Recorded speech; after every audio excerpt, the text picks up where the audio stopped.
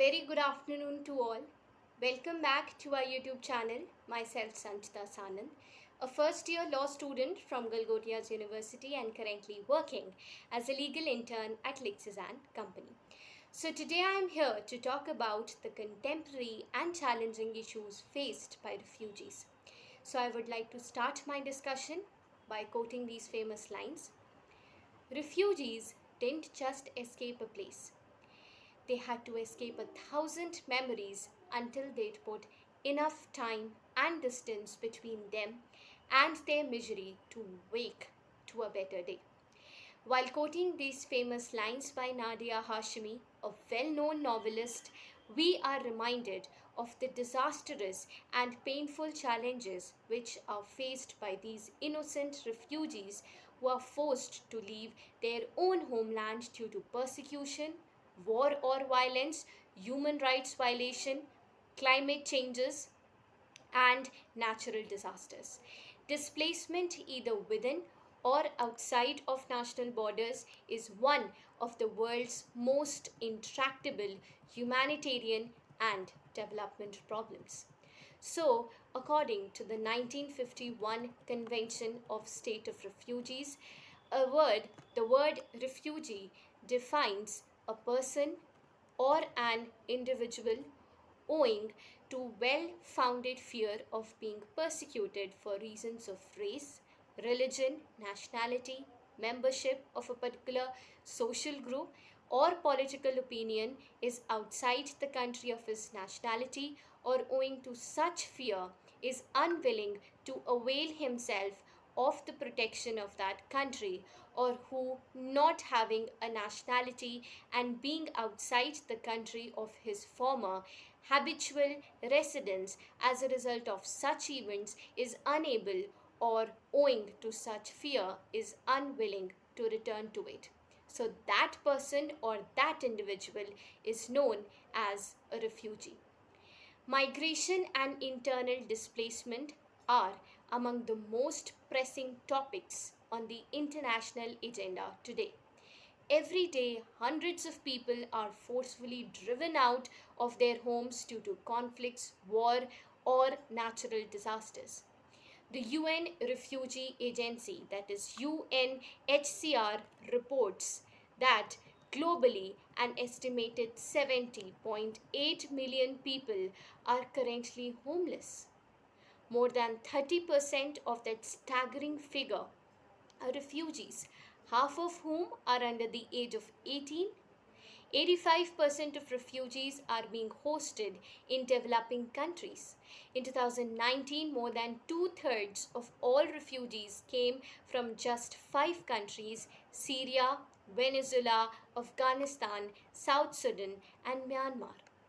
Syria has been the main country of origin for refugees since 2014, and at the end of 2019, there were 6.6 million.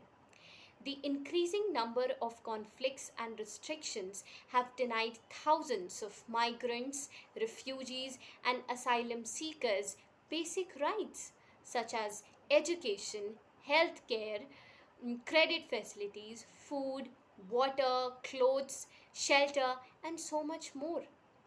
This is not only distressing for those individuals but also affects their chances of being reintegrated into the society that they were formerly a part of it, of fear of being hurt. Now, Rohingya refugees are among the most persecuted people in the world. The Myanmar government has forced them to flee to Bangladesh a couple of times, and the recent atrocities of the Myanmar government have added insult to injury on the current crisis. 1 million Rohingya refugees have fled ongoing violence in Myanmar.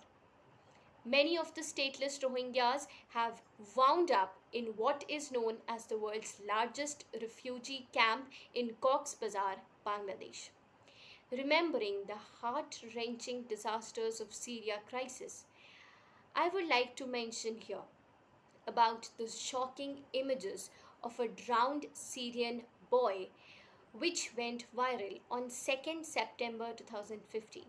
The boy was Alan Kundi, whose body washed up on the shore of the Mediterranean Sea on September 2nd, 2015, and overnight the political issue became personal as the world awoke to the reality of the Syrian refugee crisis. This tragic image of a little boy who lost his life fleeing Syria was shocking and was a reminder of the dangers children and families were taking in search of a better life. Now, what are the India's refugee policies? Historically, India has witnessed an inflow of refugees from many neighboring countries. The refugee issue poses a problem for the state as it puts an economic burden, may trigger demographic changes in the long term, and poses security risks as well. However, taking care of refugees is the core component of the human rights paradigm. Hence, there is an urgent need today to clinically address the issues of refugee protection in India and put in place appropriate legal and institutional measures. India lacks specific legislation to address the problem of refugees in spite of their increasing inflow. Now, when we talk about the Citizenship Amendment Act of 2019 that has strikingly excludes Muslims from its purview and seeks to provide citizenship only to Hindu, Christians, Jain, Parsis, Sikhs, and Buddhist immigrants persecuted in Bangladesh, Pakistan, and Afghanistan. Moreover, India is not a party to the 1951 Refugee Convention and its 1967 protocol, the key legal documents pertaining to refugee protection. In spite of not being a part to the 1951 Refugee Convention and the 1967 protocol, India has had a stellar record on the issue of refugee protection because India has always had been a moral tradition for assimilating foreign people and culture. And India is well known for this. So, further, the Constitution of India also respects the life, liberty, and dignity of human beings. How India deals with refugees from different countries differently is also evident in the case of Sri Lankan Tamil refugees, many of them in camps of Tamil Nadu. So I could spend all day thinking about this issue of refugees as it is such a heartbreaking topic that does not seem to get much attention. Partly because so many people are concerned with their lives that they don't even give a damn about others, or you look at the news and think that what can you do? It's not like you can charge down these governments and tell them to let these people live in your country.